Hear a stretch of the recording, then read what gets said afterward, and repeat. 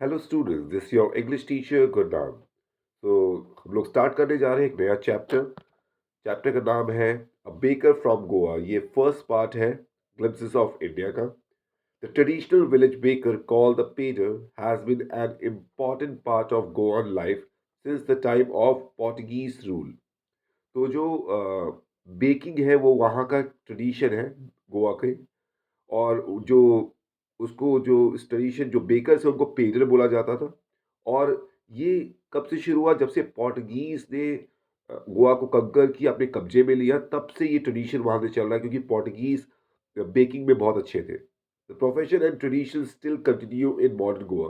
तो पोर्टुगीज़ तो चले गए, अब इंडिया फ्री हो चुका है, लेकिन अभी भी ये ट्रेडिशन, बेकिंग का ट्रेडिशन गोवा में बहुत अच्छे से चल रहा है। The traditions of baking in Goa, a Portuguese legacy, a Goa staple. Goa staple का मतलब क्या हो गया? कि जो रोज खाने वाली चीजें होती है उसको बोलते हैं staple food. Historical roots and cultural integration. Introduced by the Portuguese during their rule, establishing the foundations of bakery. तो ये, जैसे हमने पहली बात की कि ये जो बेकिंग है वो पोर्टुगीज ने इंट्रोड्यूस किया था। Tradition persisted post-rule, becoming deeply embedded in Goa culture and daily life. और अभी भी ये गोवा में ये ट्रेडिशन चल रहा है। Daily life and community importance. Bread pav is essentials. No meal is considered complete without it. तो कोई भी वहाँ पे बिना ब्रेड के कोई भी खाना कंप्लीट नहीं माना जाता। The village baker Peter remains a vital and cherished figure in the local community. अभी भी वहाँ के जो बेकर्स हैं उनको बहुत ही ज़्यादा पसंद किया जाता है, उनके प्रोफेशन को बहुत ज़्यादा रिस्पेक्ट मिलती है। The aroma of fresh bread continues to unite Goa's household, preserving a centuries old heritage. और आज भी जो ब्रेड बनने की जो खुशबू है पूरे सारे गोवा के लोगों को, या वो जहाँ जो लोग वहाँ घूमने जाते हैं उनको वहाँ से बांध के रखती है। और जो हेरिटेज का मतलब होता है जो पुरानी जो चीज़ें हैं वो अभी तक वहाँ पर कायम है। Daily routine of the baker.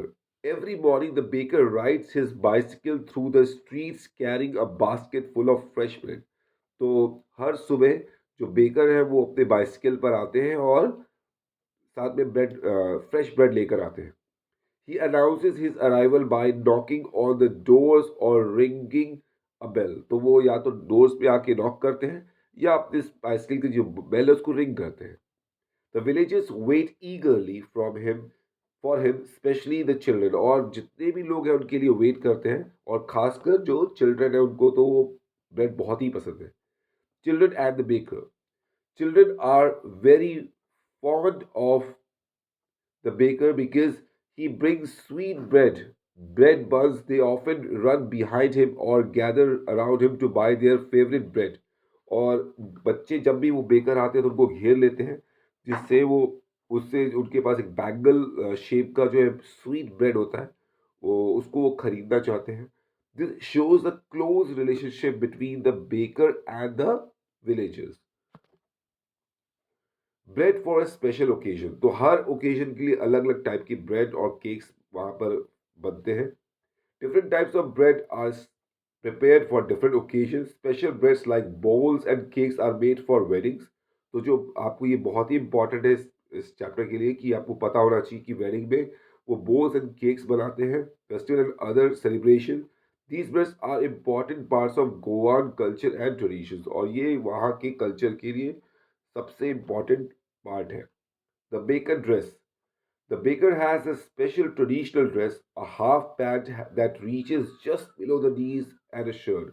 तो जैसे आप देख सकते हैं कि वो जस्ट बिलो द नीज के लिए वो हाफ पैंट पहनते हैं और साथ में एक shirt. This dress helps people easily identify him as the village baker. तो इससे लोगों को पता चल जाता है कि ये ही वो बेकर है जिससे वो जाके ब्रेड खरीद सकते हैं। The baker's prosperity. The baker is usually well off and respected society.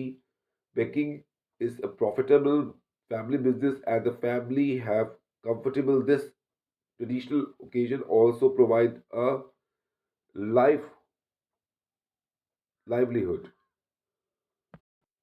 तो जो बेकर है वो एक प्रॉस्पेरस लाइफ जी रहे हैं, बहुत ही उनकी जो लाइफ है वो बहुत ही अच्छी है।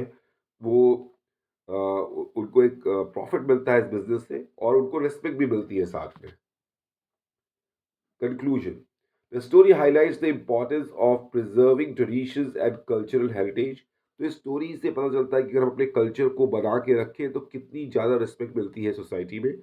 It shows how simple village life is close comical connected with customs, food and occupation that have survived through generations.